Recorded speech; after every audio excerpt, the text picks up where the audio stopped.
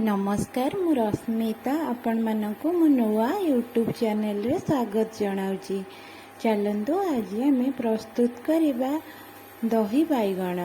ता पूर्वर जदि आपण माने मो चैनल रे नुआ अछंती ताहले मो चैनल को सब्सक्राइब करंतु आ पाखरे थिबा बेल आइकन को दबाई दियंतु जहा द्वारा कि मोर वीडियो सर्वप्रथमे आपण पाई परिबे।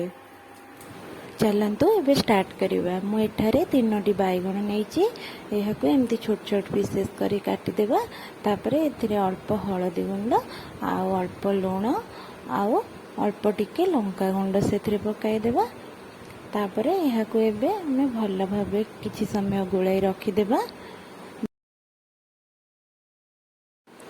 एबे मु अल्प दही नहीं दही रे टिके पानी देइछि। दहीटी काठुआ हेले भल लागिबनी, दही टिके पानिया हेले भल लागिबो। सेतिरे टिके जीरा लंका गुंड पकेइछि। तापर याको गोळेई रखिदेबा साइड रे।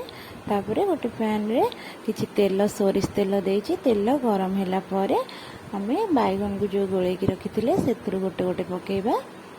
देखो सब बैगन को एमती पकेइ देबा। तापर याको किछि समय कवर करी छाडी देबा। टिके समय पर कवर खोली देखिबा। बैगन को हमें गोटे पट साइड लेउटै देबा। एमती धीरे धीरे देखिकी बैगन को एमती गोटे पट साइड लौटै देबे।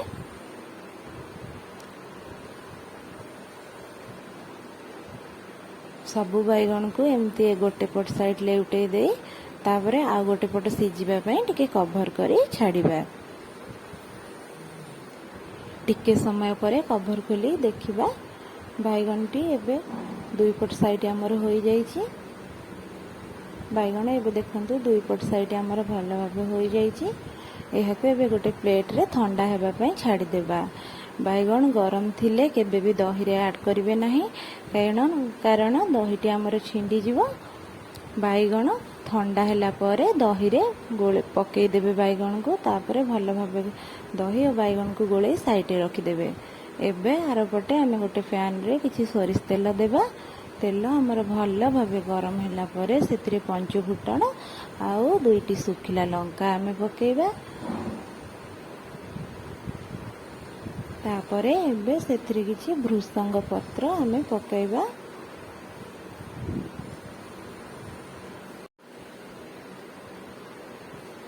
एबे याको टिके एमती गोळेई देबे। तापरे एही छुंकटी को नै हम जो दही बैगन रखिथिले सेतिरे आमे पकेइ देबा।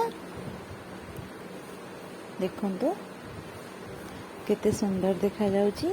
एबे हमर प्रस्तुत होई गला दही बैगण। जदि आजिर ही रेसिपीटी आपण मानंको भल लागिथिबो ताहले प्लीज लाइक शेयर आउ कमेंट निश्चिंत करंतु।